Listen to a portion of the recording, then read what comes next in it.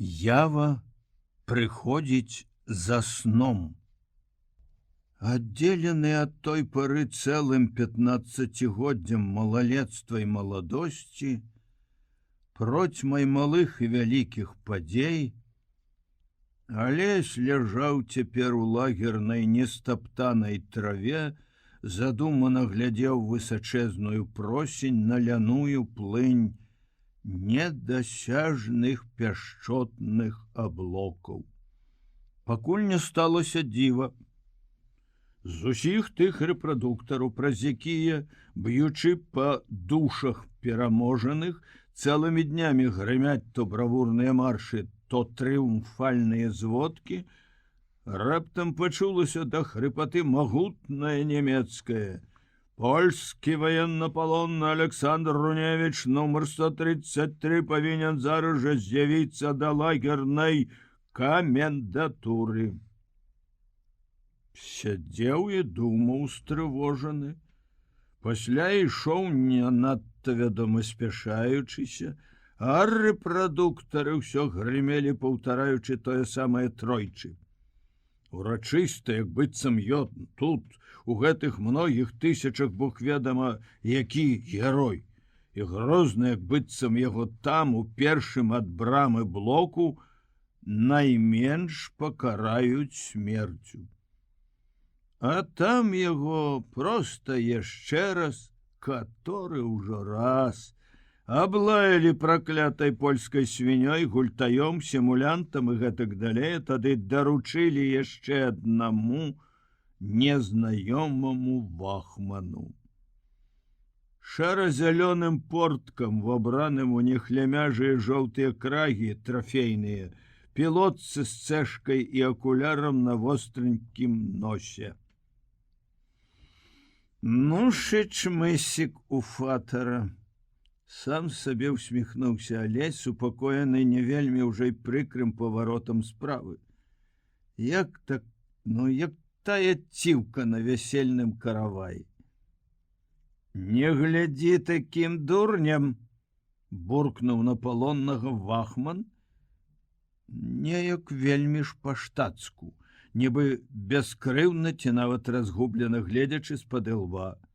Хадзем на кухню, пад'ясі і марш. Праз цябе мы спазняемся на цягнік, тыя двое даўно ўжо наеліся і чакаюць. Неўзабаве Руневіч, раней за ўсіх у блоку, бо абеду яшчэ не выдавалі, сёрбаў з кацялка незвычайна гарачую бурду і слухаў аднаго з тых двух, з кім разам ішоў на каманду. Это быў Мішка Венік, якога днямі прыгналі ў шталах па хваробе. 2 разы толькі ён паспеў зайсці з санчасці да Алеся і расказаў па-свойму нязменна весела, што на былой камандзе у маёнтку фон Лепара, каб ён па вушы заляпаўся, гора паўзе сабе, як і паўзло да іхняга бунту. Думаў, дурыла, што хоць тут перадыхну, гаварыў цяпер Венік, пацешна, нібы рупліва варушачы з заечай губой, а доктар кажа учора, што зомергезунд, і сёння мне раус і зноў. На табе, кажуць Руневіча і Ханчука, належаліся яны з завалы ў лагеры, арбайтун де імерфесте. Жары хутчэй, а то павалім ды адбяром. Не так ужо заўсёды і смешна бывала, што ён гаворыць ці вычварае. Это няўрымслівы блюз, блазнюкаваты дзяцюк. Дзе ж ты яго смешнага і набярэшся многа, столькі балбочучы. Аднак бывала з Венікам і весела, і хлопцы яго любілі. Аднак на губку толькі гэтую паглядзіш, як варушыцца, і то ўжо весялей. Незнаёмы Алесю Ханчук, маўклівы хлопец са шрамам на сківіцы і недарэчна зухаватымі вусікамі пад здаравенным гарбатым носам, за некалькі дзён суседства з Венікам у санчасці прывык ужо відаць да смешнага, на якое і загадзя і пасля адказаў роўненька, як на фота, усмешкай. Толькі 1 гадзіна цягніком тупаў побач і дакучаў, як асенняя муха вахман. 1 гадзіна і будзеш есці смачна і шмат. Пайшлі хутчэй, ого! Бауэру касаве кормяць зайргут. За тыдзень будзе во! Тут ён спыніўся і з вінтоўкай на рэмені расставіў рукі абапал шчок, шчокі пры гэтым смешна надзьмуўшы.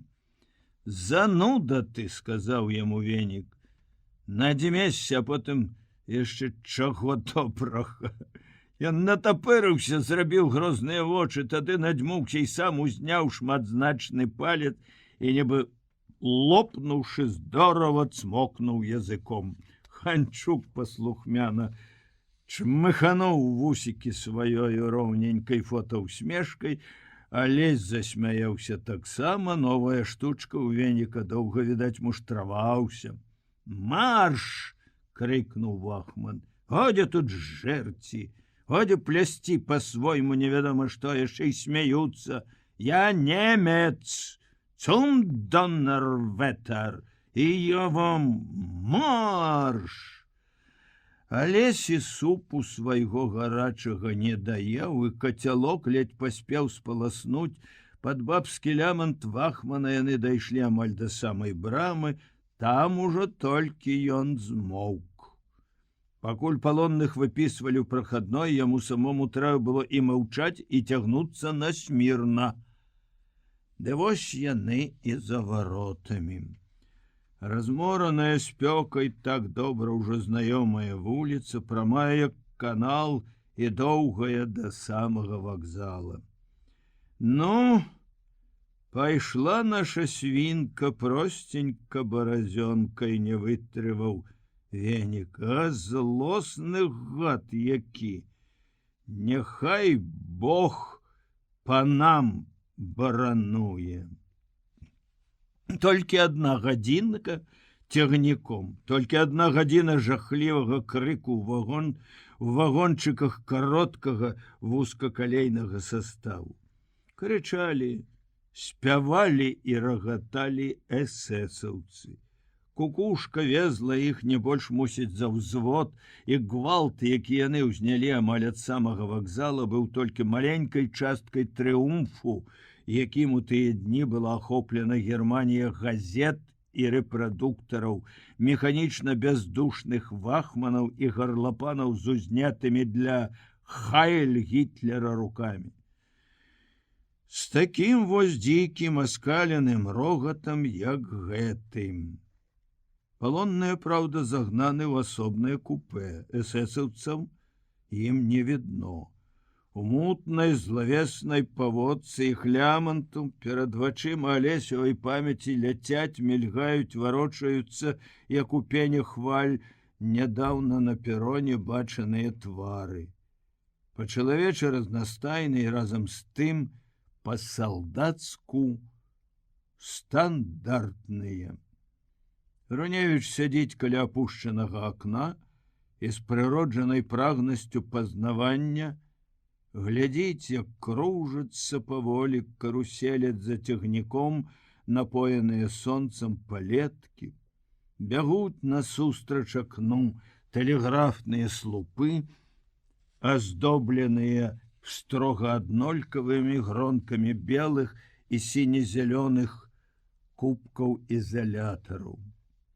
Як час ад часу махнецца светлая сцяна, чырвоны чарапічны дах, зіхатлівыя вокны. Побач за Алесем таксама моўчкі сядзяць Ханчук і Мішка Венік. А ў другім канцы малога вузкага купе за Венікам расчыненыя дзверы і другое акно на калідоры, заслоненыя шэра-блакітнай, недошла вузкай, востраплечай вахманскай спиной. Вачэй заплюшчваць не трэба, это не паможа забыцца, дзе ты. Аднак Алесь заплюшчвае, і ў цемры няма яму адзіноты. З цемрай і крыкам прыходзяць блізкія, заўсёды жывыя, толькі крані іх, гатовыя да паслух успаміны. Сёння яны пачынаюцца не ад мужнасці, ад салдацкай анучы, хоць бруднай ды белай, узнятай над брустверам на штыку. 3 хлопцы каля станкача, жывы астатак кулямётнага разліку, былі ў той дзень амаль апошнія з тых, што сталі з салдатаў палоннымі. Дзень быў апошнім, пахмурны поўдзень. Нямецкая артпадрыхтоўка, несусветная малацьба сухапутнай марской артылерыі, пасля 3 кулямётчыкам з узгорка з іх часовага акопчыка стала відно, як берагам мора з ляска з разбітых казармаў з яра пайшлі групкі і групы з белымі імправізаванымі сцягамі капітуляцыі. Ужо бяззбройныя рэшткі іх гарнізона, які 3 тыдні амаль адразу акружаны, сцякаў крывёй у нероўным змаганні. Даўно і зноў ды зноў аглушаныя бомбамі, снарадамі і мінамі, закарэлыя зноў мокрыя ад гразі, галодныя і бяссонныя аброслыя кулямётчыкі ўзнялі свой сцяг у адну з тых страшэнна павольных хвілін, калі яны апынуліся паміж тымі сцягамі над морам і густым ланцугом варожай пяхоты, што паднялася ў сваіх акопах і ўжо ішла далінай на іх узгорак, да іх старога, адчайна самотнага Максіма, з апошняй трохі не ўсёй ужо стужкай патронаў. Пяхота тая была ўжо так недалёка, што кулямётчыкі выразна бачылі чорныя рагулькі аўтаматаў перад блакітна-шэрымі грудзьмі. Першыя аўтаматы, убачаныя польскім войскам. Невядома, з якой мэтай, для большага страху ці для большай стойкасці, у першыя дні кампаніі па акопах быў пушчан шэпт. Швабы расстрэльваюць камандзіраў кулямётчыкаў. Ім палону няма. Эфрэйтары, капралы, плютановыя пазрывалі з пагонаў сярэбраныя галунчыкі, і афіцэры, якія ўсё ж засталіся з пагонамі, як быццам і не заўважалі гэтага. Хаця яшчэ тыдзень назад яно магло быць выразным намёкам на дэзерцірства. Пяхота з аўтаматамі бліжэй, смерць ці не смерць, ды вось 3 кулямётчыкі ўбачылі, што афіцэр, які ішоў наперадзе, неяк нечакана вусаты і не ў касцы, як увесь ланцуг, а ў шапцы з вялікаю цэшкай, выняў з кішэні хустачку і памахаў іхняй анучы. І вось яны, яшчэ ўсё з жахам і ўжо з надзеяй, з радасцю вызвалення ад смерці, знялі рамяні з кінжаламі і ўзняліся на поўны рост над зямлёй. Удзень першы раз за 3 тыдні. Тады ўспомнілі, хто яны, і, не змаўляючыся, інстынктыўна рванулі наперад і ўбок далей ад свайго станкача. У руцэ вусатага афіцэра быў пісталет. «Званне?» – спытаў немец, не паднімаючы пісталета. Але да якога чамусьці было скіравана пытанне, не зразумеў. Ну вось, няўжо ж яны ўбачылі наш кулямёт? Як ён па-іхняму, як? Буксавала ў адчаі думка. «Твоё званне, чорт возьми ты! Ты!» Не разумелі нічога і іншыя хлопцы. Тады вусач працягнуў левую руку, паказаў на Алесю пагон. Маланкай і рванулася здагадка. Белым бляскам холоднага жаху напомніла акопны шэпт. Камандзірам палону няма, і хлопец як мага хутчэй закрыўся словамі: «Рэкрут! Я рэкрут!» І рвануў, расшпіліў 2 верхнія гузікі мундзіра, выняў з-пад кашулі і сарваў са шнурка цёплы апазнавальны жэтон, які ім выдалі дзён за 2 да пачатку вайны. Афіцэр зразумеў. Больш таго, узяўшы на белую далонь гэты шэры і круглы металічны значок з надрэзам пасярэдзіне, ён прачытаў: «Барановітше рускі?» спытаўся, як бы усцешана здзіўлены. За нейкую долю секунды раней, чым бледны, аброслы, выкачаны ў акопнай гразі ўжо не салдат, а палонны паспеў згадзіцца, нядаўні страшны вораг таксама весела сказаў: «Рускі, добра, рускі таксама бах-бах на нашым бока. Ты таксама рускі? І ты?» Ён тыцкаў на іх пальцам, і ў адказ усеяны вельмі ахвотна, чуючы ў гэтым яшчэ больш надзейны ратунак, згадзіліся. Не толькі Сасновіч, яшчэ адзін беларус, Алей Круль, паляк. Блакітна-шэры чалавечы плот, які спыніўся быў на некалькі мінут, цяпер, зрушаны з месца загадам вусатага, зашалпатаў мноствам ботаў па мокрым іржышчы, пайшоў, а іх, нявольнікаў, дзве штакеціны з гэтага плота, два ландштурмісты пагналі ў тыл. Пажылыя немцы, прыкметна ўсцешаныя такім паваротам справы, прыпыніўшыся ў тых акопах, з якіх яны нядаўна выйшлі, пагаварылі штосьці паміж сабой, парашпільвалі сумкі, дасталі для хлопцаў адзін акрайчык хлеба, а другі банку мясных кансерваў, пачатую і загорнутую паперу. Была тут і пагарда пераможцаў. Колькі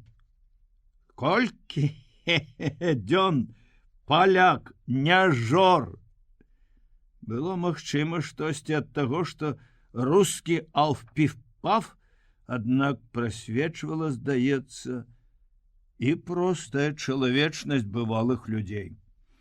Прысеўшы на яшчэ цёплай, здаецца, саломе варожага седала, над якім яны яшчэ так нядаўна стрыглі ашчаднымі чэргамі са свайго станкача, хлопцы, даўно галодныя, прагна жавалі ворагаў хлеб, дзіўна, звычайна і сцюдзяніста мясныя, здаецца, металічныя, як каскі штыхі, кансервы. Руневіч еў іх наогул упершыню ў жыцці, міжвольна ўспомніўшы ржавыя бляшанкі, што ў маленстве знойдзеныя дзе-небудзь разам з калючым дротам і пустымі патронамі, напаміналі незразумелае і зманліва цікавае слово «вайна».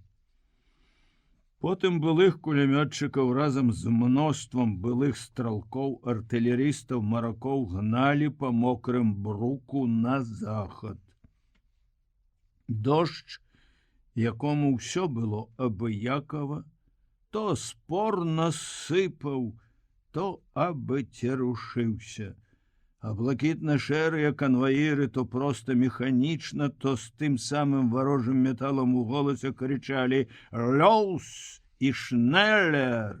Давай, хутчэй!» Немцы былі найбольш пажылыя, ні адзін з іх, магчыма, еў з тых бляшанак, і ржавых яшчэ ў алесевым маленстве.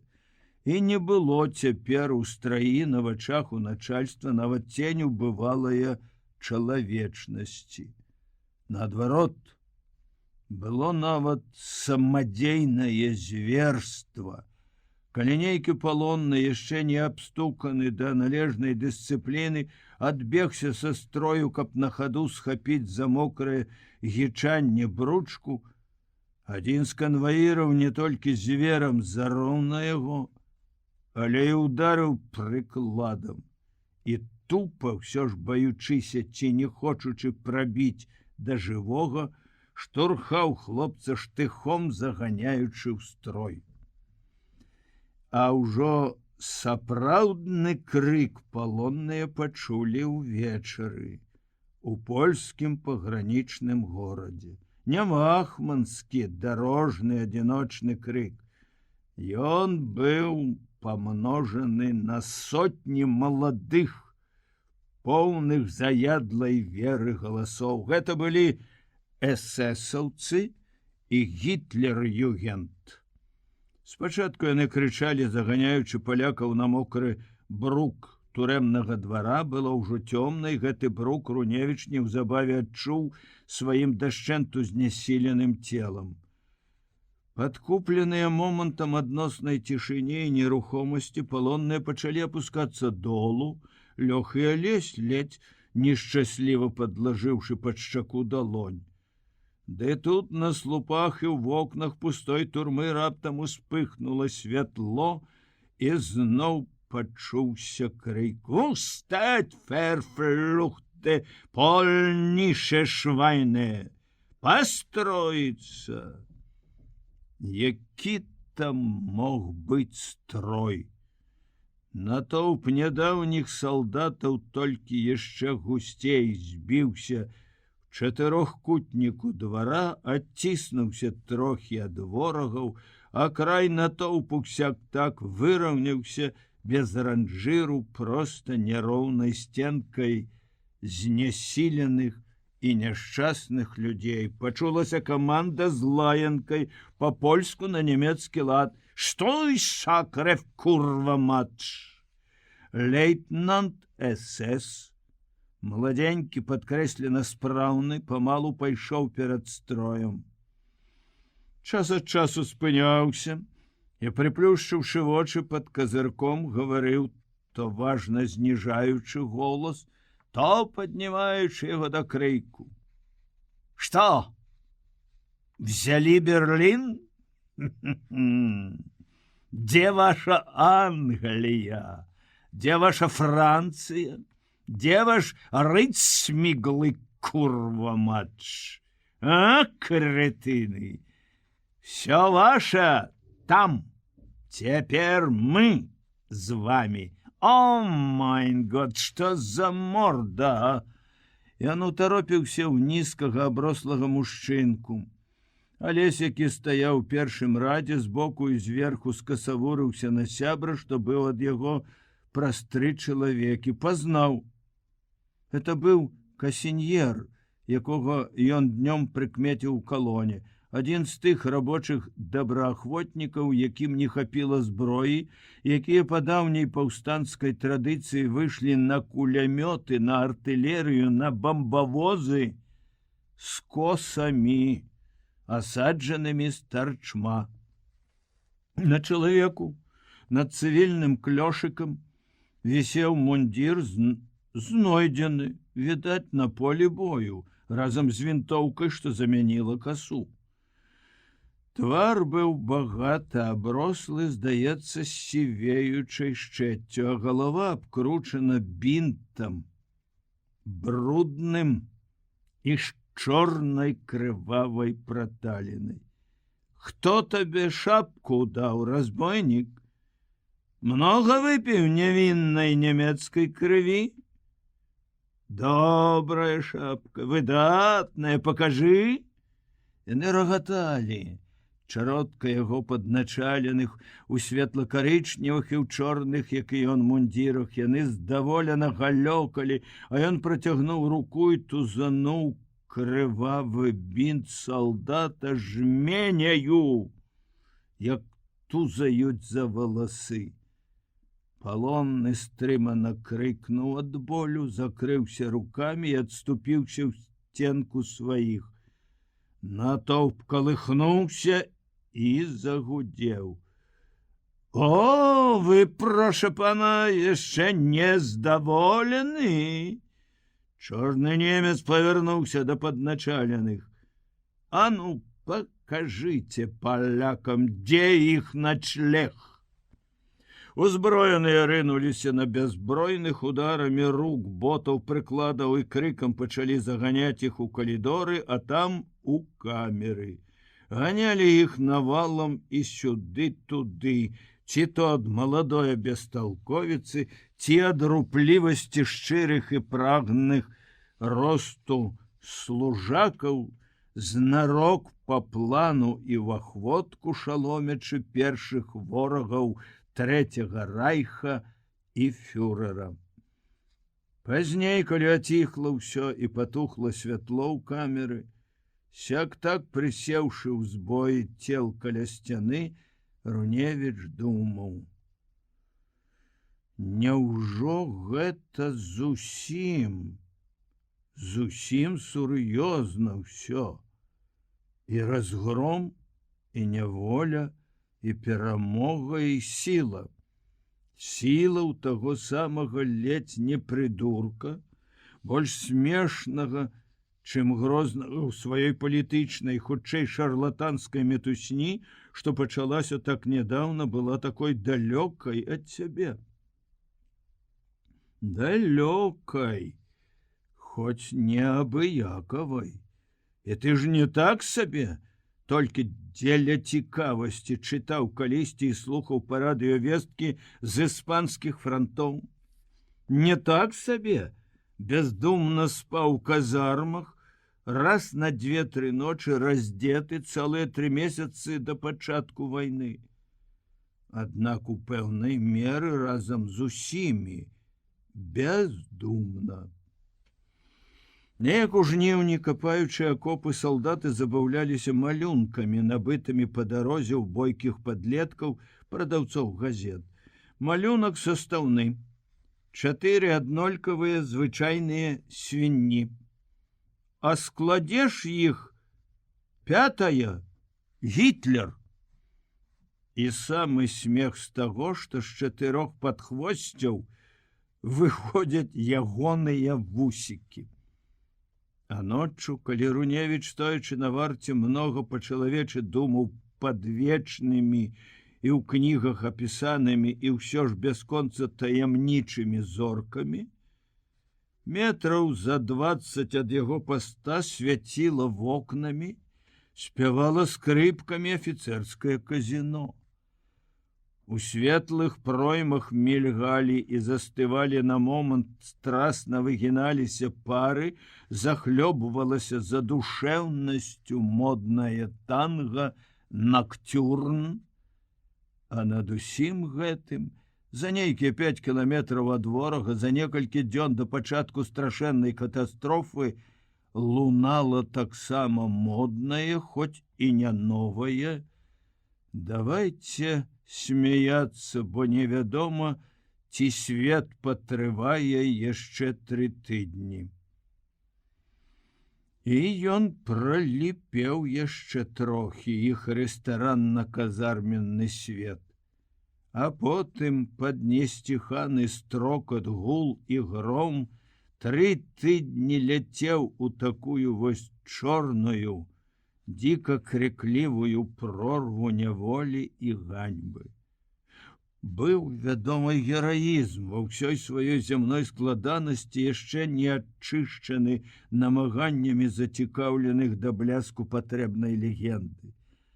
Адно Руневіч бачыў сам, пра другое пачуў, пакуль гналі яшчэ польскімі дарогамі, а шэпт неўтаймаваны і пад варожым пакрыкваннем канвою то аціхаў, то зноў снаваў па нястройнай калоне, як шум па калосе абжатай нівы. Пра тое, што ўсе яны сваім адчайным змаганнем з непараўнана мацнейшым ворагам ужо ўвайшлі ў гісторыю як гераічныя абаронцы ўзбярэжжа. Ніхто яшчэ і не здагадваўся. Прыгняталі разгром і няволя. Горка было ад думкі, што яны тут, відаць, так нечакана і ганебна падкачалі. А ўсюды, небось, трымаюцца. Горка было, хоць думка такая грэла надзей, гаварылася ў калоне толькі пра выключныя выпадкі гераізму. Да жудасці прыцішана, захоплена ледь не да крыку, калі б тут можна было закрычаць.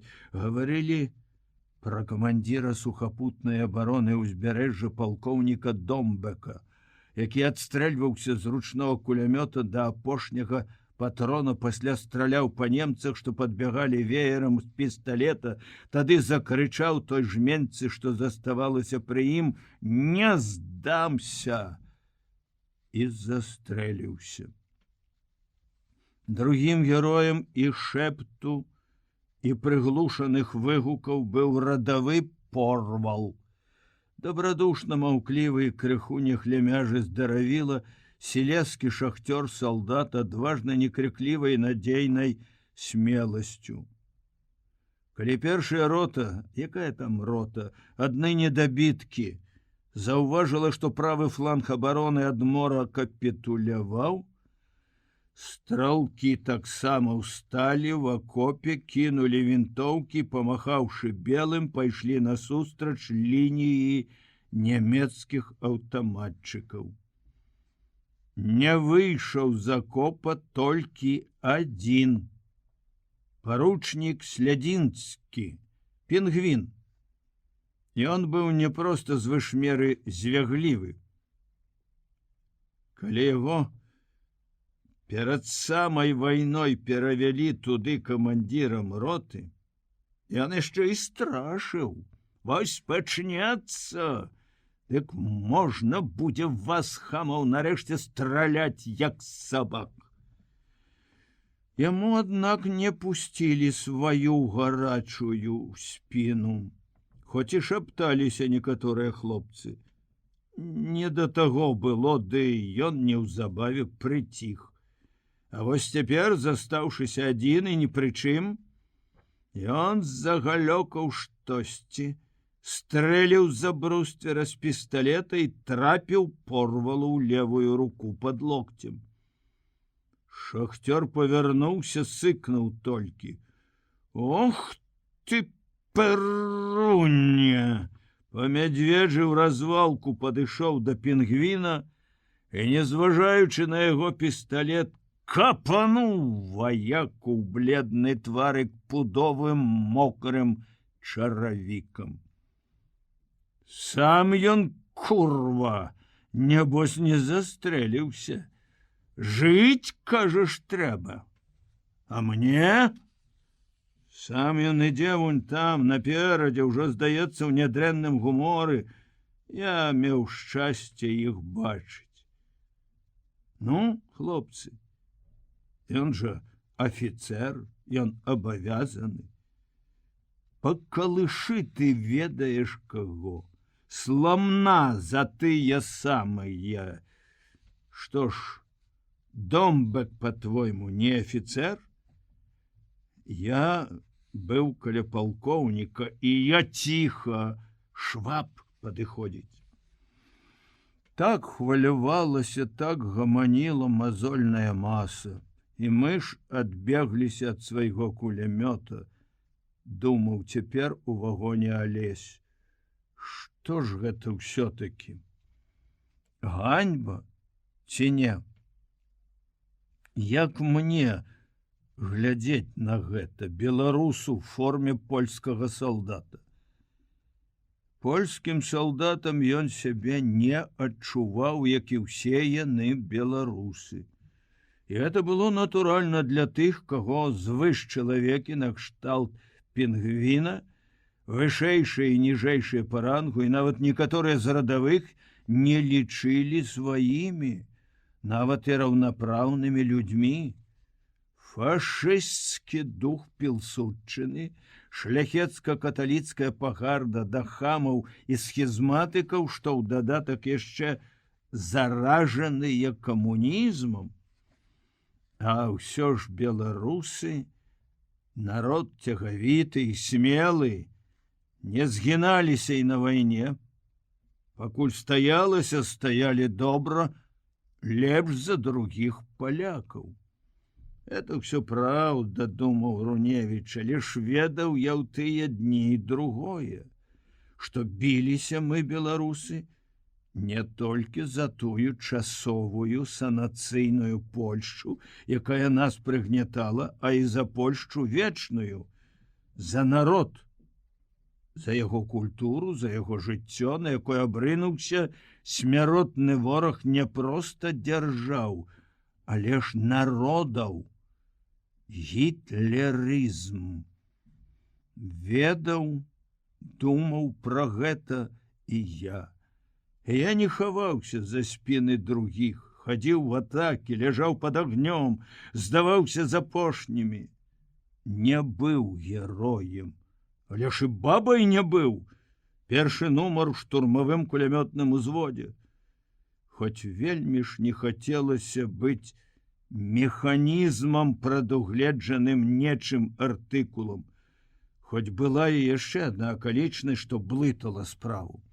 За некалькі дзён да пачатку вайны ў прапаганднай мітусні і гамане, якая то шугала да нябёс гісторыі саламяным полымем самаўпэўненасці і надзеі на англо-французскіх саюзнікаў, то асядала горкім попелам адчаю і спадзяванняў толькі на волю калісьці ласкавага да Польшчы пана Бога. Адна з тых газет, што траплялі ў казармы, надрукавала раптам вялікі партрэт Варашылава. Просто выбух, зусім нечаканы на фоне афіцыйнай антысаветчыны. І подпіс быў пад партрэтам, здаецца, штосьці даволі ўдала імглістае пра чалавека, у руках якога спачывае лёс вайны і міру. Это пакуль у Маскве ішлі, цягнуліся перагаворы з англічанамі і французамі. А неўзабаве ўсіх ашаламела вестка. Саветы і Гітлер падпісалі пакт неагрэсіі.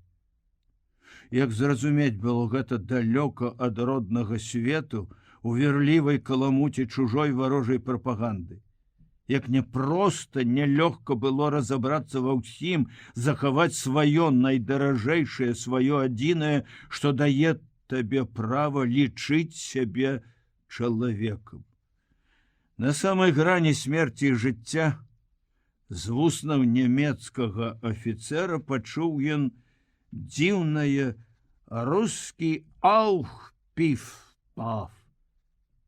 Ад той незразумелай спачатку весткі, чорт ведама навошта звязанай са здаволенай усмешкай гітлераўца, прыйшла да Алеся, да ўсіх беларусаў вялікая чалавечая радасць. Крыху пазней яны належным чынам усвядомілі, што ж адбылося там за Бугам. Яны, бяздомнікі і пасынкі ў чужой дзяржаве, зноў увайшлі ў сваю вялікую сям'ю, зноў далучыліся да савецкай радзімы. Яны, салдаты польскай арміі, недабітыя крэсавякі, нямецкія нявольнікі? Трохі, вядома, не так. Вольнымі сталі іх сямейнікі, іх землякі, іх далёкая, шматпакутная заходняя Беларусь. Яны ж, перамяшаўшыся з палякамі, пакуль што ляжалі густым покатам на мокрым бруку, пасля ў турэмных камерах, пасля пад брызентам сцюдзёных палатак, яны вось едуць пакуль што кудысьці, да новага пана, яшчэ ўсё пад канвоем па крываваму праву штыха.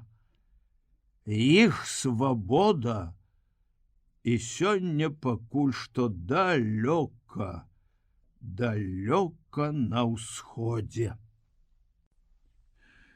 Аднак сёння, на 9-м месяцы палону, Алесю многое ўжо бачыцца ясней, чым у тую кашмарную першую ноч, калі і радасць, і адчай, і горкі сум то праясняліся трохі, То зноў жахліва блыталіся в адно, танулі ў страшэннай стоме цела і душы, у стоме бяздоннай, якую все-таки прабіваў час ад часу жахлівы нечалавечы крык. Такі самы крык, як цяпер, калі ўжо і Франк-Райх капут, калі захоплена яшчэ адна вяршыня на шляху фюрера да авалодання, так, безумоўна, да авалодання цэлым светам. На свеце чэрвень, ясны дзень, а хлопцу, які сядзіць каля вагоннага акна побач з двума землякамі, таксама падаўленымі крыкам зачыненых акон составу, хлопцу ўвесь свет здаецца ноччу ў турме. А п'яныя песні і рогат эсэсаўцаў гімнам вайне, жудасным рэхам знішчэння антычалавечнасці, што вось бушуе ўжо каторы месяц над зямлёй і разгараецца і будзе разгарацца яшчэ больш. Свае, калісьці пражытыя Алесем, цяпер зноў перажыты ім кадры ўспамінаў, нечакана і радасна дапаўняюцца новай канцоўкай.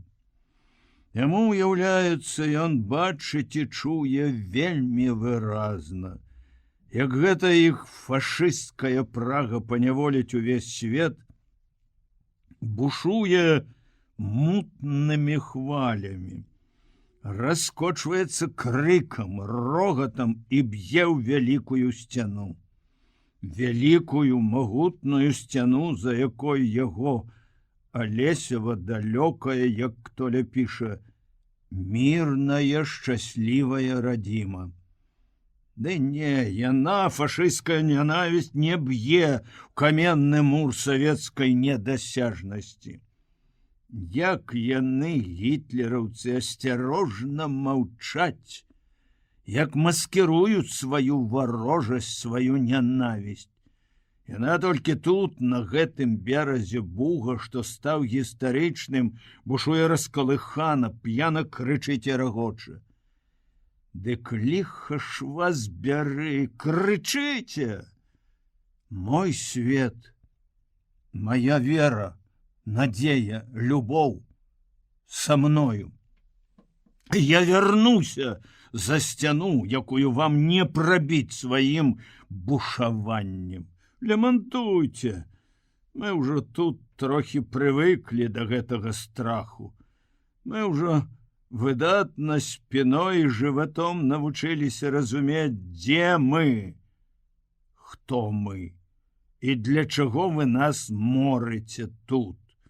Мы ўжо нядрэнна навучыліся распазнаваць, дзе немец, дзе фашыст, дзе вечнае, народнае, а дзе такое вось, як гэты дзікі крык.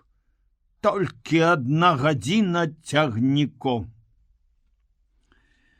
Проці сонца, якое ўжо хілілася на захад, па асфальце шашы поўз калматы вазішча канюшыны, а за ім у цяньку лена ішлі 3 палонныя. Чым далей ад шталага адначальства, тым вальней адчуваў сябе вахман. Зусім ужо не па-салдацку трымаючы вінтоўку, ён ішоў побач з дрыгатлівай духмянай сцяной канюшынных галовак і гутарыў з бауэрам, які то адказваў яму, то сам пачынаў зверху ды моцна, нібы з вялізнай буслянкі глухому. Алей жаваў ды смактаў мляўка салодкую сцяблінку і слухаў.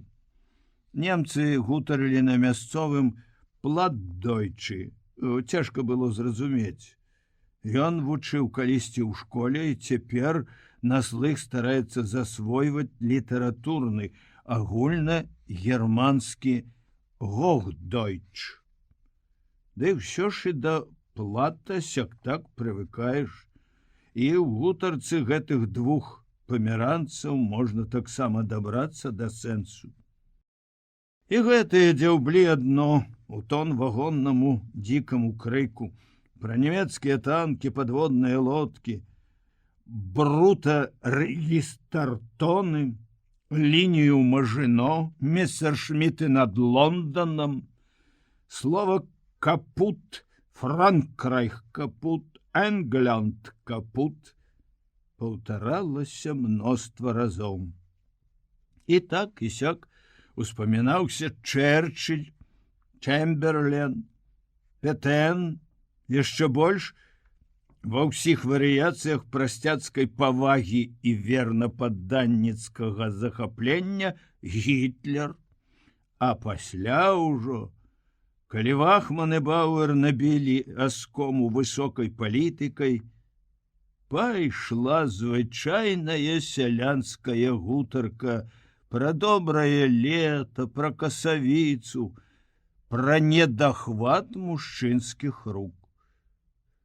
І дзіўна было Алесю, што і Вахман з выгляду мешчаністы, вастраносенькі акулярнік, не клерк які-небудзь, ды не дробны гандляр, а селянін таксама. Ён гаварыў пра сваё, пра жонку, 3 малых і 14 моргенаў за Штэцінам. Гаварыў, як гаворыцца, пра самае галоўнае ў жыцці, і толькі час ад часу азіраўся на палонных, што вяла шкрэбалі за возам. Ды азіраўся так, як быццам ззаду ішлі яго коні з яго канюшынай. «Культура!» — мармытнуў у вусікі Ханчук. «Толькі хваляцца, што культура. А ніводнага слупіка нідзе няма, каб хоць ведаў чалавек, колькі туды кіламетраў. Вось валачомся з паўдня». Венік, які, нібы памагаючы Ханчуку, маўчаў ужо даволі доўга, зноў успомніў пра свой характар. «Эй, фатар, раузабальд!» — гукнуў ён Вахману. «Тут есці хочацца, а ты балбочаш». Вахман нібы адмахнуўся. «Не пляці па-дурному. Мы ўжо прыйшлі». І зноў балабоніць сваё, пазіраючы ўверх на канюшынную вялізную буслянку, а неўзабаве на ўзгорку ён азірнуўся. «Касаў!» — гукнуў і паказаў рукой пад сонца ў даліну. Гэта было мястэчка Бауэрнштэтхен. Так ганарацца, відаць, і яго жыхары. Думаў Алесь, на хаду разглядаючы свой новы, як надоўга толькі прыпынак.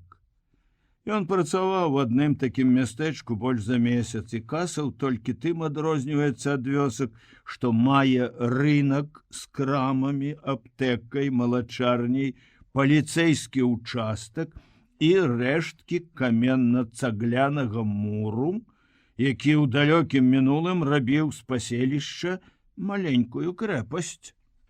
Ад рыначнай плошчы, як промні ад зоркі, разыходзяцца 5 ці 6 вуліц. Абапал бруку стаяць тынкаваныя вясёлыя фарбоўкі або цагляныя домікі пад чырвонай чарапіцай, з суседскай цікаўнасцю пазіраючы адзін на аднаго з-пад халадочку кляновых ды каштанавых векавечных прысадаў. Перад дамамі агародчыкі з кветкамі, а на дварах, накрытых ямах, горбы гною, і перад самым кухонным акном прыбіральня. І тут бываюць ідыліі пры адкрытых дзвярах. Каля адрын поўна всялякай тэхнікі для двара і для поля, а на дахах чароды голубоў, не так для прыгажосці, як на мяса.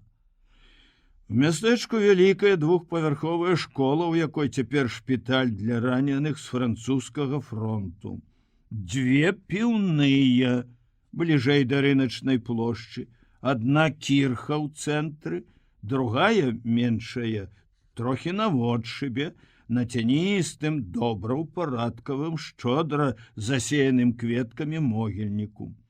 Ладнае возера з купальняй, мураваны грамадскі свіран, паравы млын і стаўбун электрычнага трансфарматара.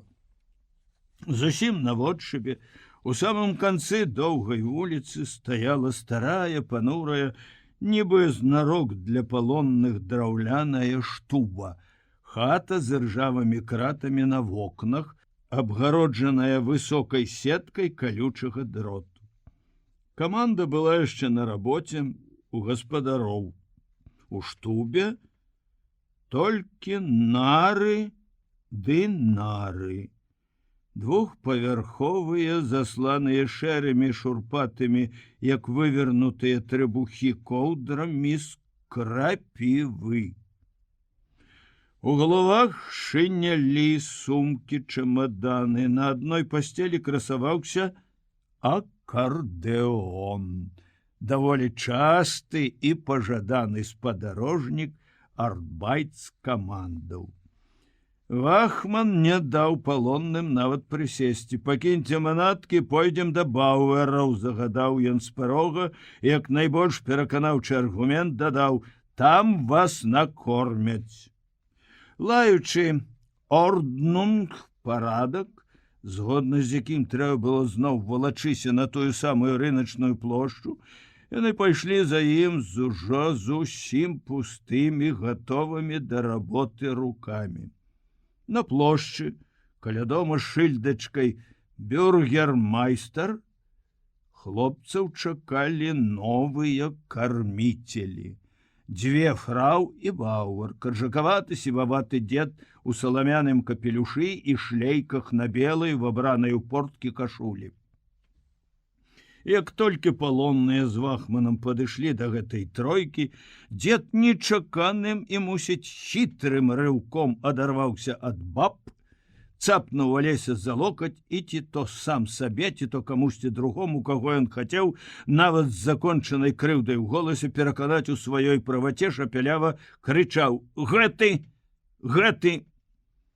Калі палонны крутнуў свой локаць з немцавай рукі і паглядзеў на дзеда забураным недаўменнем, той пачаў дзелавіта тлумачыць: «Не бойся, ты будзеш у мяне працаваць. Гуд работа, гуд хлеба, панье!» І тут жа, каб замацаваць удачу да канвойнага: «Вахман, Клебар, я пойду, калі так, ты запішы паляка за намі. За Карлам Камратам. Няма калі мне з бабамі гадкі тут разводзіць. Ком, панье, ком!» «Па-нямецку гаворыш?» — спытаўся ён у Алеся, як толькі яны адышліся. «Нікс!» — закруціў галавою палонны. Аднак старому гэта як быццам і не патрэбна было. Спяшаючыся побач з высокім дужым дзецюком, добрым, відаць, работнікам, Бауэр пад грукат сваіх дзеравяшак па бруку то задаволены шапелявіў пра гарачае лета, то пра сям'ю свайго сына Карла Камрата, які, вядома, на вайне, якому ён, Вільям Камрат, вядома ж, і палоннага вядзе, а не сабе, бо сам са сваёй фрау жыве даўно асобна. Сынаў домік, як аказалася, новы. У агародчыку светла-блакітныя сцены, а на двары, як і належыцца, і горба гною, і прыбіральня перад акном. Пародзісты чырвоны певень стаяў на самай гнаявой вяршыні і калашмаціў там нейкія кішкі, дабрадушным клохканнем клічучы з бруку курэй. У адчыненых дзвярах кароўніка, відаць, былі апушчаныя над жолабам галовы чорнапярэстых кароў, адтуль чулася звонкае па-свойску для Алесі любае цырканне сырадою, пустое яшчэ вядро. «Эльзі!» — гукнуў ад ганка дзед. «Эльзі, дзе ты, внучка?» «Я, дзядуля, тут я, ну!» Пачуўся дзявочы голас, і на парозе кароўніка паказалася поўная, стройная і румяная немачка. Светлавалосы бубік-копф, сукенка ў гарошак і цыратовы светлы фартух. Ось вам палонны, Эльзі. Я вам выбраў найлепшага з трох. Ты яго накармі, бо ім ужо ў іхнюю штубу пара. Ды завіхайся, дзяўчына. Яна праляскала некалькі крокаў па непадмеценым бруку маленькімі спрытнымі дзеравяшкамі і, усміхнуўшыся Алесю, павіталася: добры вечар, вы пачакайце хвілінку. Ах, Эльзі, ён жа, внучка, не ўмее па-нашаму. Ну вось яшчэ мне навіна, ды паглядзеўшы на палоннага, а ён прыгожы хлопец. Правда, дзядуля? Алесь яму здалося зачырванеўся. Немачка здзіўлена прышчаміла зубамі румяную ніжнюю губку і змоўкла. От дзе ліха, падумаў Палоны. І чуткая ж ты. А сам, нібы і сапраўды нічога не разумеючы, адвярнуўся. Ты ў мяне, Эльзі, заўсёды толькі жартачкі, зашапелявіў дзед. Хуценька дой ды на кухню. А ты, звярнуўся ён да палоннага, сядь сюды его на лавачку, і мы з табой пагаворым. Як тебе? Герман? Оскар? Ганс? Алекс, буркнуў палонны, сядаючы. Польскі. Беларус. А што, гэта таксама народ? Яшчэ ўсё памятаючы, што ён не ўмее па-нямецку, але з даўно знаёмай прыкрасцю і крыўдай за сваю Беларусь сказаў: Баранавічы, Вільня, Мінск, Офорштей, Нова Грудак, Карэлічы, Гарадзішкі. Увесь 16-й год прасядзеў там на лініі Гінденбурга. 152-й пехотны полк, падкрэсліў ён з гонарам і засмяяўся, паказаўшы над ніжняй губою карэнне жоўтых з'едзеных зубоў. Нам толькі бабаў там не хапала. Чалавек быў яшчэ малады, да і стралялі мы там больш ад гароху, чым з вінтовак. О, было добра. Алесю язык засвярбеў, каб сказаць, што сам ён якраз з-пад таго Новагрудка, што там у іх і дагэтуль стаяць у ярах нямецкія бліндажы, што ты там, стары сукін сын, не адну, відаць, нашу хату разабраў на сухенькія дровы, не адну нашу вёску з торбай пусціў. Першы, відаць, і там дабягаў. Ды палонны яшчэ ўсё не ўмеў па-нямецку, маўчаў. Ну, я пайду, сказаў нарэшце дзед, устаючы, пайду да свае фрау. Хады адгэтуль, як мне цяпер, толькі 13 минут. А ты, Алекс, сёння фесте еш, ну, а заўтра фесте касіць. Гутэнахт? Падаў хлопцу вялую руку і скрамянуў чамусьці па яго далоні скурчаным каравым пальцам. На вячэру сабралася ўся сям'я. Прыехалі з поля два хлопцы, большы, цыбаты, амаль дарослы, голасам і меншы, дробны і светленькі. Яны ездзілі ўкошваць травы. Прыйшла аднекуль поўная, спакойная мутер гаспадыня, а з ёю сінявокая дзяўчынка з доўгімі косамі. Вячэралі ў кухні. Кухня, як і ўсюды, дзе ўжо Алесь бываў, была ў іх ахайная, з белай кафельнай сценкай над плітой, з паліцай, на якой стаялі стандартныя белыя слоікі, аздобленыя блакітнымі гатычнымі літарамі смачных слоў: соль, перац, цукар, гарох. Пры яркай электрычнай лямпадцы, відаць, былі два надпісы, таксама готыкай і таксама вядомыя, адзін над плітою. Руплівасць прыносіць благаславенне, а другі пад Хрыстом у цярновым вянку. Я зрабіў гэта для цябе. Эльзі пазавіхалася каля пліты, падала на стол славутую картофельны і жоўтую кашу яечню, якая в алесевых пасынках называется тыцкала. Спакойная, поўная мутару стала, за ёй усталі ўсе, нават і палонны, які сядзеў дагэтуль трохі воддаль ад стола. Мутар зірнула на Хрыста, схіліла галаву, за ёй усе схілілі галовы, тады яна заплюшчыла вочы і пачала даволі ўрачыста ў цішыні. Ком, Хэр Ісус, будь нашим гостем і благослови все, што ты ласкава даў нам. Амон. Дзяўчынка з косамі Крыстэль шчабятала даволі дасціпным. Была б тут сёння наша бабуля, напэўна, зноў сказала б. Яна скрывіла галоўку і затрясла падбароддзем. Вячэра, унучачка, вельмі смачная, смачней, чым на вяселлі. У нашым родзе камратаў все картофель любілі.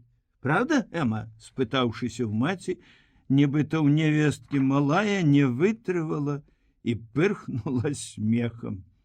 Я сёння так стамілася, адказала гаспадыня, вяла жуючы, што мне всё не да смаку. Затое мама, затое маме я ем хачу, но я охотна ем. Хаця я і лепш, як вядома, вару за вашу Эльзі. Праўда? Праўда. Праўда, дачушка, адказала маці. Эльзя тым часам наабірала сабе поўную талерку бульбы, памяла яе лыжкай, палажыла чарпак яечні і моўчкі пачала акладацца. Любіць пампушка і можа, падумаў Алесь, цікнуўшы туды з-пад лба.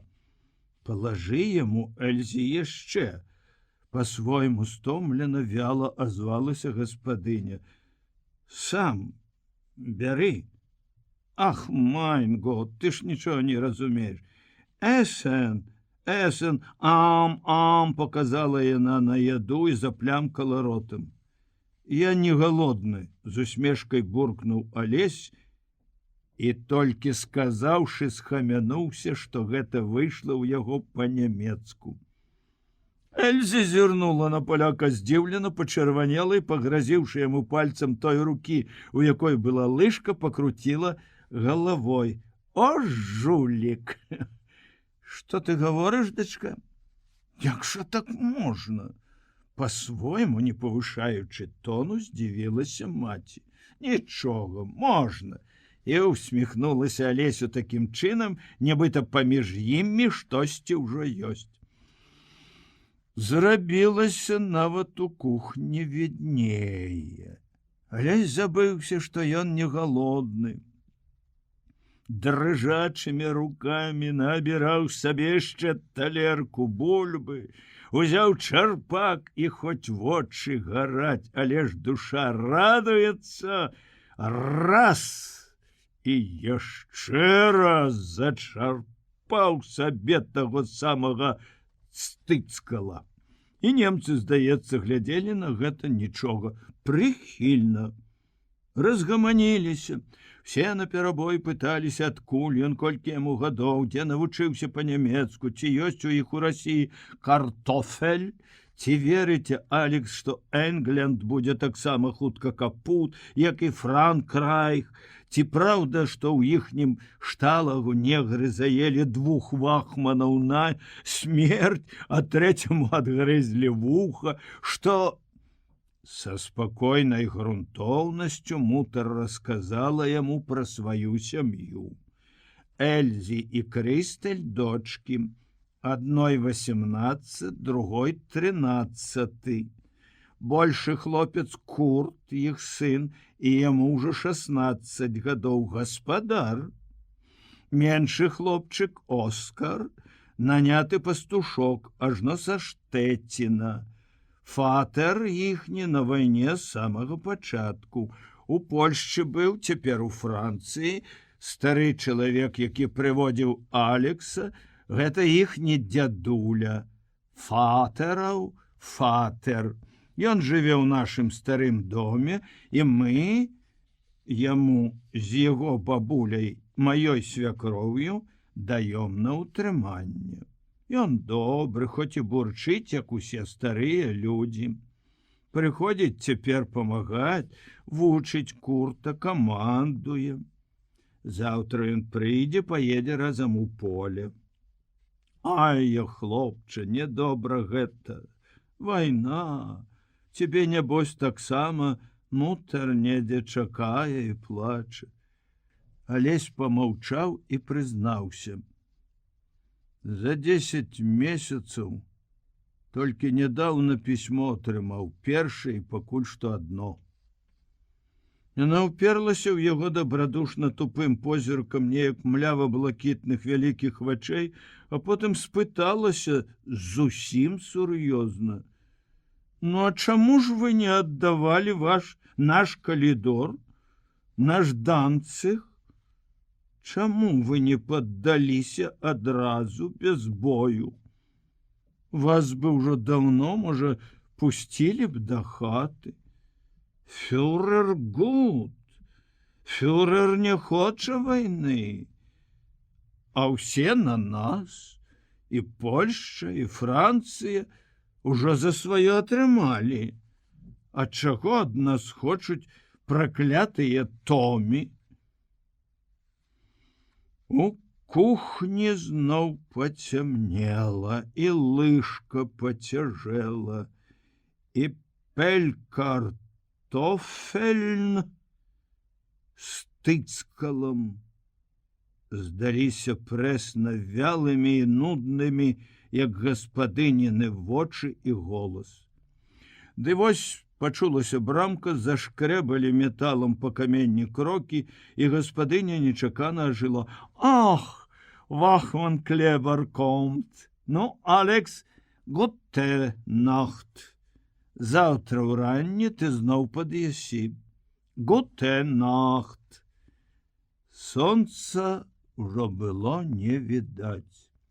Толькі макаўкі ліп і каштанаў заліты яго развітальным святлом. А шкляныя чарапічныя акенцы дахаў, павернутых на захад, адпырсквалі, нібы гуляючы люстэркам промні. Цікава, што тут за хлопцы, думаў Руневіч, ідучы перад Вахманам. Можа, знаёмыя ёсць, або з нашага боку. Дзе там угадаеш? А ўсё ж як добра вось так чакаць, знаёміцца, пазнаваць усё новых і новых, не ўгадаеш. І гэта прыемна.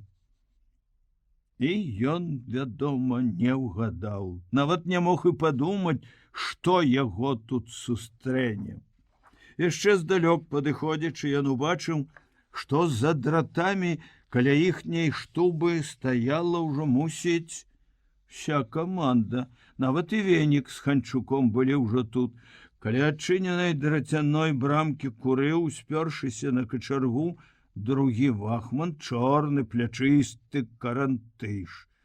Руевіч! Эй, Алесь! — крыкнуў хтосьці з натоўпу палонных. Спачатку голас гэты дыхануў на сэрца пакуль што незразумелым, ды вельмі знаёмым, родным цяплом. Потым Алесь пазнаў таварыша і крыкнуў сам таксама радасна: Бутрым! Дык гэта ты! Дык ты жывы! І вось ужо яны, так непрывычна, няёмка ўпершыню за час іх знаёмства абняліся і ціснуць адзін аднаго, як мядзведзі. Морда нябрытая, ой, морда! Захоплена гудзе Бутрым, а потым, нібы для зручнасці адапхнуўшы Алеся на даўжыню сваіх рук. Глядзіце, нарэшце здзіўляюцца іх, а? Руневіч таксама глядзіць не надзівіцца. Бутрым. Той самы Владзік Бутрым, высокі і дужы, як быў, толькі прыкметна худзейшы. Ды з чубам, як быццам ён толькі што з дому, яшчэ не пастрыжаны ў казарме, як у той дзень, калі яны сустрэліся ўпершыню. Все каманды аб'еў, здаравіла. Шчасліва смяецца Алесь. Ну, дзе ж ты быў дагэтуль? Дзе ты падзеўся тады, каля рэды? Ліхаматары, нібыта учора ўсё тое было, нібыта дні не цягнуліся і не цягнуцца тут гадамі. На іх глядзелі, пра іх і гаварылі, што ли. Пра іх і гаварылі штосьці. Тыя цэлы натоўп, што навокал. Добры вечар, хлопцы, сказаў нарэшце Алесь. Можа, хто з Наваградчыны ёсць? Ні з чымнай паўзе не даў залішне зацягнуцца Мішка Венік. Смаргонь! Смаргонь давай, лапцюжнікі! Што там яго Наваградак? Ну, з-пад смаргоні ёсць каторы? Доўга я буду пытацца! Вялы дзяцюк у пехацінскім мундзіры ў кепцы ў дзеравяшках неяк нехаця адказаў: я са смаргоні, а што? Што? Людзі, бачыш, цалуюцца. Мішка па-свойму натапырыўся на земляка, зрабіў грозныя вочы і хвацка цмокнуўшы языком, загадаў: ну, давай, абаранак! Уже не пячэш? Пакуль той вялы сабраўся з адказам, у гутарку іх умяшаўся другі, каржакаваты, весела шыракароты ў чырвоным чэшскім галіфе. Ужо наеўся, кажа, ні сабе, ні пячэ, ні на продаж, абжыўся. А ты, гарачыя порткі, спытаўся Венік, відаць, з-пад Гродна, Сакун. Далей трохі, Сакольшчыны. Можа, даводзілася быць? Не быў яшчэ, на тым тыдні заеду. Назбіралася ж вас тут, абібокаў, з усіх канцоў свету. Пачну, відаць, патрохі адпускаць да хаты. Мішка і тут прыйшоўся даспадобы. Хлопцы ахвотна абкружылі яго чародка, яшчэ ахвотней смяяліся. Ціхі насаты ханчук знайшоў ужо сваіх палішукоў і, пачырванеўшы ад радасці, ўсё ж такі ціха, як быццам нават таямніча пасміхаючыся ў вусікі, гаварыў, шаптаўся збоку з 3 землякамі. Што ж, няма тут нашых, дык няма, сказаў Алесь. Хадзем, Бутрыме, і мы пашэпчамся, хоць ты не наваградскі. Дзе ты спіш? Гаспадарлівы Владзік адразу на дварэ дамовіўся са сваім суседам, што той перайдзе на новае месца. І вось яны ляжаць зноў побач, амаль пад самай столлю на другім паверсе. Толькі што ложкі тут не жалезныя, як у казармах былі, а проста нары, збітыя з негабляваных дошак. Павернешся, скрыпяць ды калываюцца абодва паверхі адразу, як быццам ляжыш ты на возе снапоў. Уся каманда 4 дзясяткі палонных ляжыць ужо і аціхае перад сном. Толькі ў кутку каля Веніка чуваць бубненне і час ад часу ўспыхвае не вельмі прыглушаны смех. Алесь і Владзік паспелі ўжо тым часам перакінуцца першымі весткамі, хто, дзе і як перажыў гэты час ад іхняй ростані на фронце. Бутрым трапіў у палон за некалькі дзён да іхняй капітуляцыі, ды так яшчэ што запісалі, загінуў без вестак. Утрох яны не вярнуліся з разведкі. Адзін толькі ён застаўся ў той перапалцы жывы, паранены ў нагу. Спачатку гібеў у шпіталі для палонных, пасля працаваў у маёнтку, пакуль не прывезлі сюды ў беларускую каманду. Падзяліўшыся з сябрам амаль тым самым хлебам перажытага, Алесь глядзеў цяпер на яго ў вечэрным рэдзенькім змроку, прыўзняўшыся на левым локці, і думаў, успамінаў. А яшчэ я пішу свайму дарагому, што Лёнік наш усё плача. А чаму дзед татку завёз, толькі кажух ды боты прывёз? На другім тыдні іх вайсковай службы ў першыя дні знаёмства Уладзік, шчырая душа, нават і жончынага пісьма не змог чытаць адзін, а здымак яе паказаў яшчэ да пісьма. На Лесю нават няёмка было перад сябрам, так яна спадабалася яму тая бутрыміха на фото. Это что сказать, крутнуўшы галавой? Ну ж, брат, а? І бабку ты сабе адхапіў. Сястры ў яе часам няма, а? Ці можа у вас там за вашым несвіжам усе такія? Сказаў, пасмяяліся.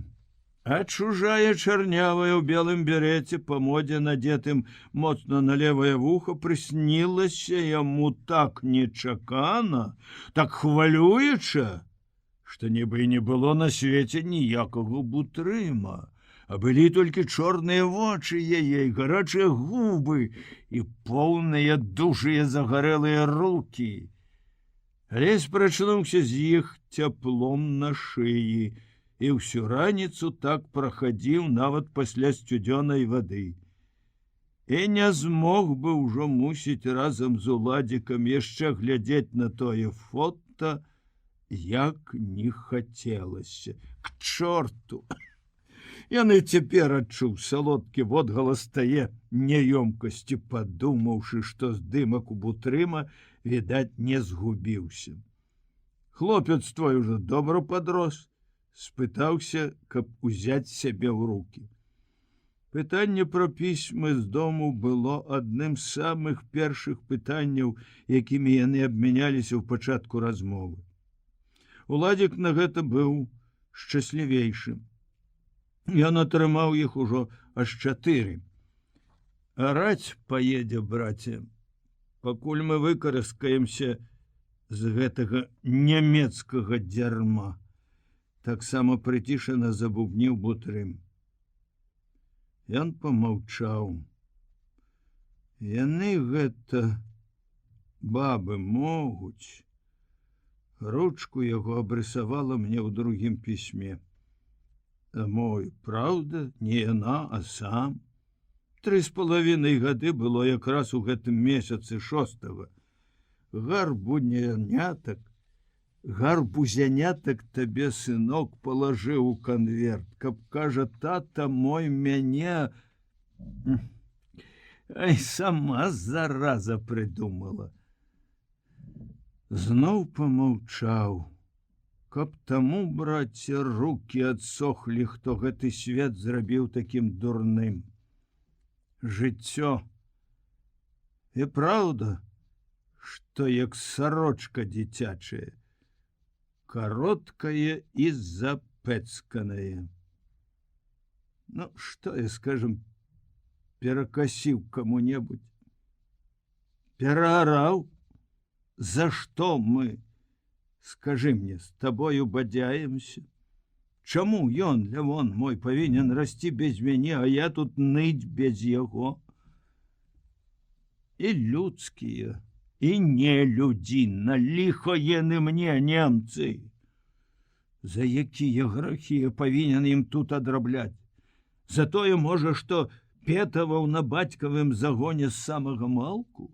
А потым, што паны мяне, каб іх журам пагналі біцца за іхняе. Ён павярнуўся наўзнак і заціх, як нябожчык. Зрэшты, уся каманда спала ўжо, здаецца, на абодвух ярусах. Бутрым старэйшы за Алеся ажно на 3 гады.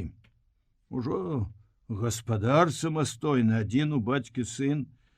Думаў, усё не возьмуць у войска, жаніўся. А тут успомнілі, взялі здаравенны і добры.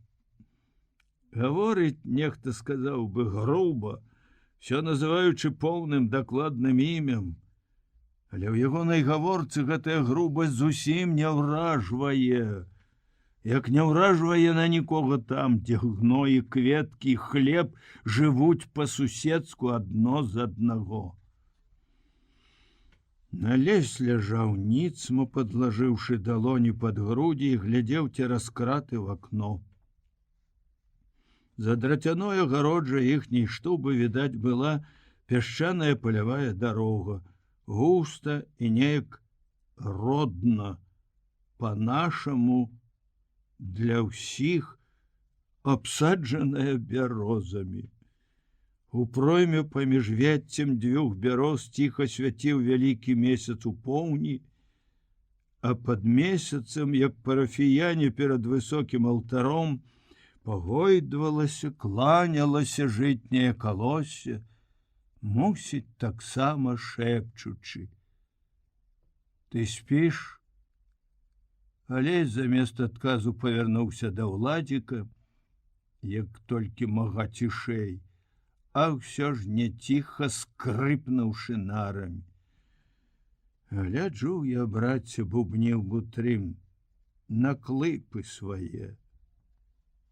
Вон дзе яны ў мяне з-пад коўдры вылезлі. А саветы ж яшчэ даўжэйшыя. Бачыў на карце, а песню помніш? Ад Кронштадта до Владивостока. А? Цяпер яшчэ далей. Ад Брэста. Што і казаць, дачакаліся людзі, хто іх, вядома, чакаў. Дрэнна толькі, што нас яны адгэтуль не бяруць». Зноў помаўчалі. Потым уладзік павярнуўся на бок, падсунуўся да Алесі і з адчувальным цёплым прыдыхам зашаптаў: «Ёсць тут у нас адзін смаркуль. Заўтра я тебе пакажу. От такое сабе трапло, мамін сыночак, хаця і да мамы не вельмі спяшаецца. Тут яму вельмі ж усё даспадобы. А компасам хваліўся разоў колькі. Дык потым компас гэты узяў ды і прапаў». Утрым прыўзняўся і дастаў з-пад ашмётка падушкі свой мяты латаны мундзір. Алесь са здагадкай успомніў, што ён старанна клаў яго, лажучыся пад галаву. «Садзі сюды руку», — шапнуў уладзік. «Пад пахаю мацай. Знайшоў?» Алесь абмацаў зашыты на згібе цвёрды кружок. «Дай палажу». Пад галавой яно смялей. Улёгшыся зноў на спіне: «Да хаты, браце, толькі да хаты. Інакш на ліха нам і шоры валачыць. Ну, спі, Алесь, заўтра дагаворым». А потым яшчэ на дадатак, як быццам самае галоўнае, чаго нельга было не сказаць: «Добра, браце, што ты прывалокся». У шталага ў тым польскім бараку, куды Руневіч быў пераведзены са штрафной, жыло, хавалася некалькі кніжак, адна з якіх нечаканым, даўно нябачаным шчасцем трапіла і ў Алесевы рукі. Аповесць Серашэўскага «Заморскі д'ябал». Прыемны быў перш за ўсё сам факт сустрэчы з ёю именно тут, у палоне. А па-другое, Алесь знайшоў у гэтай выпадковай кнізе думку, сугучную сваёй, той галоўнай радаснай думцы, якая грэла яго і жывіла ў найгоршым, што не здаралася. Запісаў яе нават у свой памяты салдацкі блакнот. Будь самім сабою і не саромейся, што ты як быццам бездапаможны. Узвышайся над іншымі высакароднасцю, будь чыстым, мужны, добры.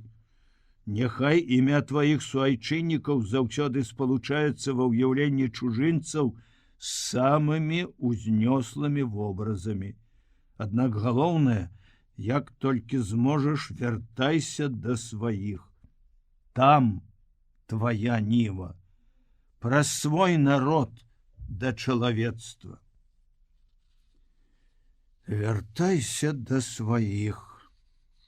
Каб не то іхні бунт на камандзе, Алесь ужо быў бы далёка. Хто ведае, можа, шчаслівая зорка завяла б ужо аж туды, дзе яго месца адзінае ў свеце.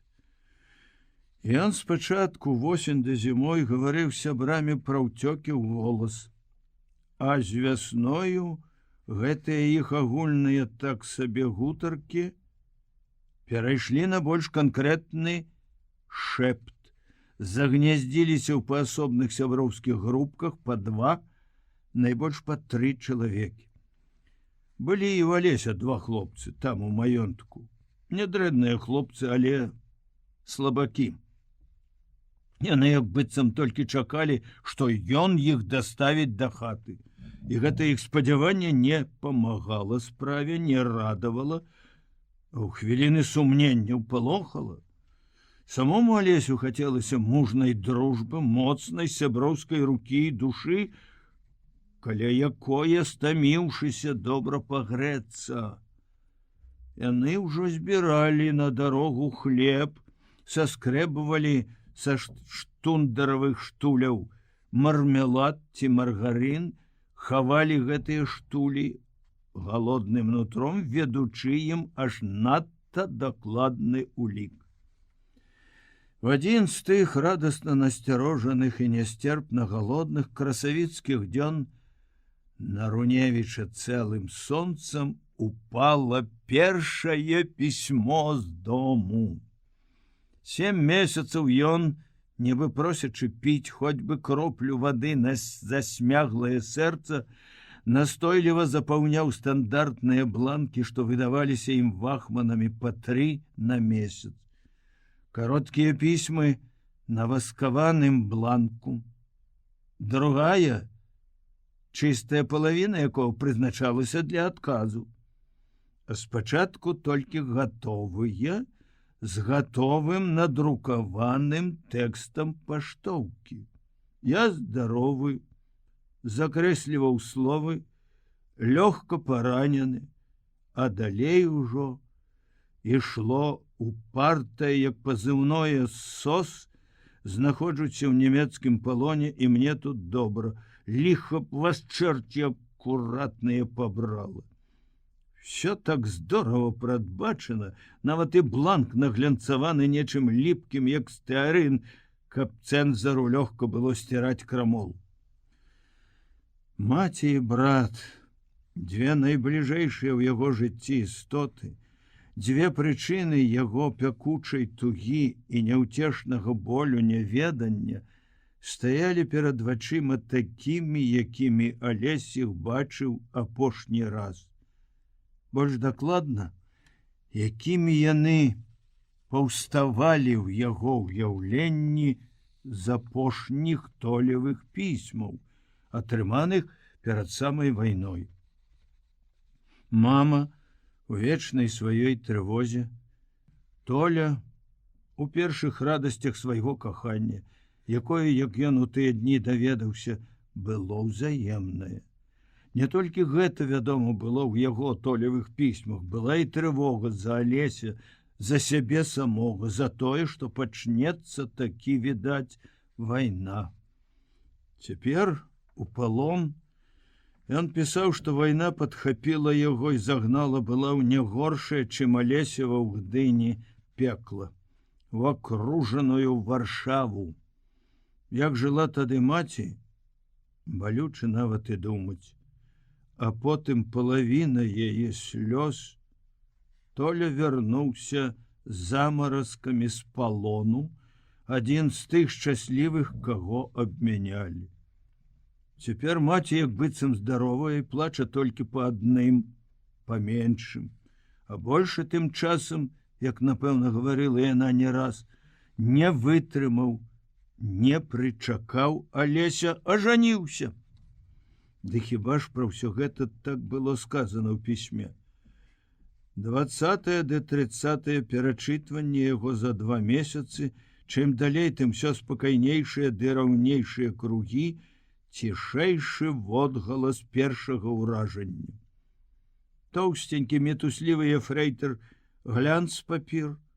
Нельга было не думаць, што гэта проста пераапрануты гандляр яйкамі, дастаючы са свае сумкі пісьмо і даючы яго палоннаму нумар 133, не мог, вядома, і ўявіць, што за зарад ён трымаў у руцэ. Просты стандартны савецкі канверт з гербам у левым кутку, з маркай у правым, з простодушной парадой. Хочешь, чтобы письмо дошло быстро, пиши адрес правильно. Конвертыкі дагэтуль быў зайздроснай, ледь не абстрактнай для Руневіча рэччу ў руках яго шчаслівейшых сяброў, азначаны быў паштовым штэмпелем іх сельскай пошты, а адрес старанна прыгожа вывела рука, почерк якой Алесь, здаецца, пазнаў бы і вобмацкам. Дарыготкімі рукамі ён адарваў краёчак канверта, выняў знаёмы, родны, як хлеб маленства, лісток, сашытка ў клетачку. Густа і роўненька пастрочаны фіялетавымі радкамі дробных літар, схапіў вачыма словы: «Дарагі наш Алесь, мы з мамай, з маёй Аняй толькі і думаем», і адышоўся з чарады сяброў у бок. Гэта было адно з тых пісьмаў, якімі Толя нестомна упарта дзень за днём лавіў яго Алесеву хвалю, клічучы з невядомасці першае слово. Апроч тых звычайных для старонняга чалавека фактаў, якія Толя паведамляў, відаць, у кожным сваім папярэднім страчаным для Алеся пісьме, быў яшчэ ўсхваляваны расказ пра «Наша за ней вялікае шчасце. З зімы чакаем цябе, дарагі, ўжо ўтраіх. Мама, Аня і я. Пра вечары ў чырвоным кутку. Пра першы ў іхніх пасынках савецкі самадзейны спектакль. Як жа нам не хапае цябе, хлопцы і дзяўчаты не раз успамінаюць. Пра ціхі дон, не перадаць, які гэта шэдэўр, пра радыё, што ўжо не ціхенька у навушніках, а на ўсю хату паюць там Мінск і Москва. Не нацешуся Глінкам, Чайковскім, народнымі перламі. Словом, пра ўсё незвычайнае новае, што прынесла туды ў мінулым верасні свабода, пра ўсё, чым жыў цяпер Толя. І вось са слоў яго і з-пад тэксту, якога было куды там непараўнана больш, Руневіч адчуў, здавалася, з найбольшай сілай канчаткова, што час для выраю прыйшоў. Ды справа, як вядома, павярнулася інакш. У тым, што сталася, Алесь не каецца. Інакш зрабіць з тым іхнім бунтам ён не мог. Часу вясны, што ж таксама ўжо лішне не варта шкадаваць. Ды і кампаньёнаў тых таксама. Замест вясны ёсць лета, якое не толькі пагрэе, але ж і накорміць. Замест тых двух сяброў, што заслабыя для рызыкі, ёсць новы, дужы, ды і не новы, а ўжо даўні сябар, неяк вельмі ж свой, патрэбны як успамін пра родны дом, мілы бутрым, які быў недарэчна так непатрэбна загінуў калісьці без вестак, а сёння так нечакана і так дарэчы знайшоўся. Світае. За кратамі паміж веццем дзвюх бяроз, там, дзе быў месяц, які ўжо адсунуўся і пабляк, калосся перастала кланяцца, заціхла, чакаючы сонца. Алесь прызняўся, заўважыў, што фортачка прычынілася, піхнуў яе на двор, і на яго расхрыстаныя грудзі ціха дыханула прахалодай. Павярнуўся наўзнак.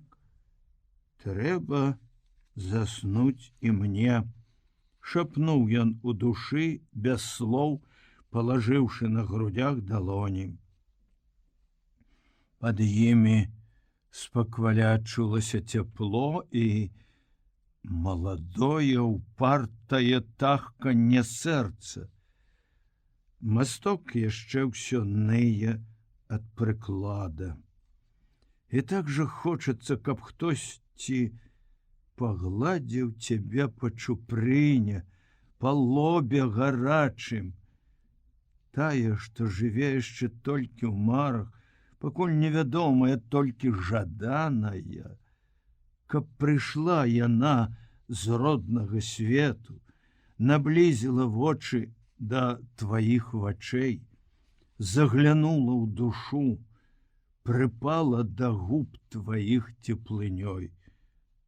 Будзе. Будзе яшчэ і свабода, і шчасце, думаў Алесь, і яшчэ раз шапнуў, цяпер ужо так, што сам з усмешкай пачуў свае словы. Трэба ж заснуць і мне.